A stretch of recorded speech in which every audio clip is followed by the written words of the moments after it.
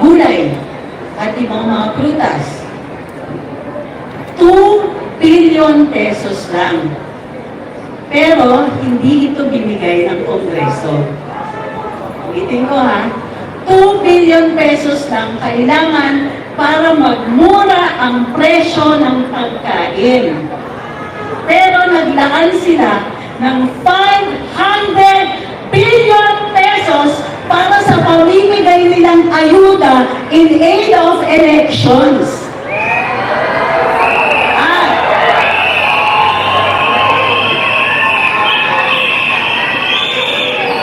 Bukod pa dyan, hindi lang yan in aid of elections, di ba? In aid of charter change. Hanggang ngayon, hindi nila sinasagot kung magkano ang ginastos ng mga kongresista dun sa tinatawag nilang People's Initiative. Kala ba nila nakakalimutan natin? Sinikreto pa nila sa atin. Kunwari, People's Initiative, kunwari, private sector ang gumagawa, pero ang nagpupondo mga kongresista, tingin ninyo, saan nakuha ng mga kongresista yun? Sa atin. Taxpayers' money yan. Tingin nyo, gagasto sila para doon?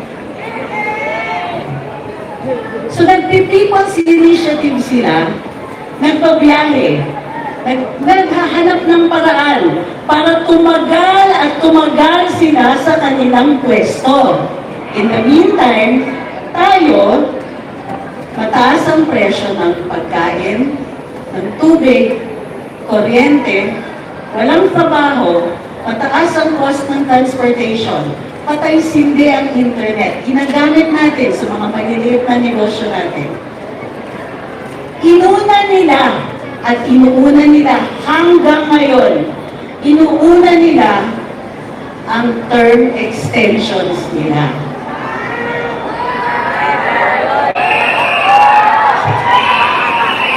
Uunahin nila, tumagal sila sa pwesto. Titiisin pa natin yan!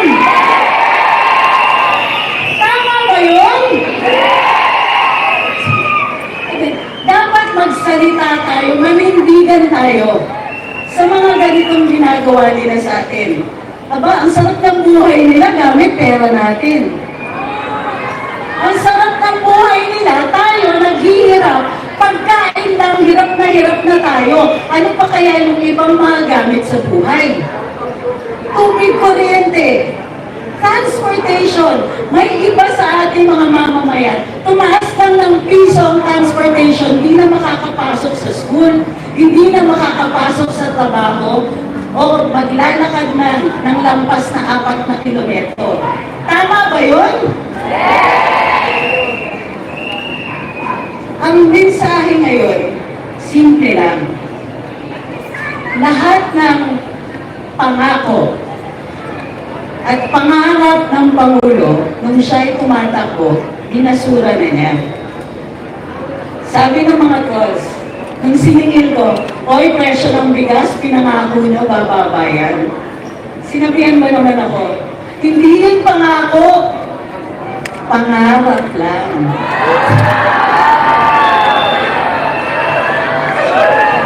Diba, hindi na sila nahiya. Pangarap lang pala yung mga kwento dun sa campaign. Pangarap lang yung presyo ng pagkain bababa. Pangarap lang yung mas mabuti na buhay para sa akin. So dahil pangarap lang yung mga sinabi ni Pangulo nung panahon ng kampanya, wala siyang kailangan gawin. So, ano yun? Budol! Budol! Budol! Budol! Budol! Budol! Sinong nabudol? Tayo! Sino yung sisingilin natin? Sila! Kahit man lang sana pagkain. Kahit man lang sana yung simple pangarap na magmura ang presyo ng bigas. Hindi na tayo Mabait ang Pilipino. Mahaba pasensya natin. Ika nga nila noong araw, ang Pilipino parang kalabaw. Basta pinakain mo lang konting damo, magtatrabaho na magtatrabaho yan. Pero masyado po yata nilang pinipwersa tayo.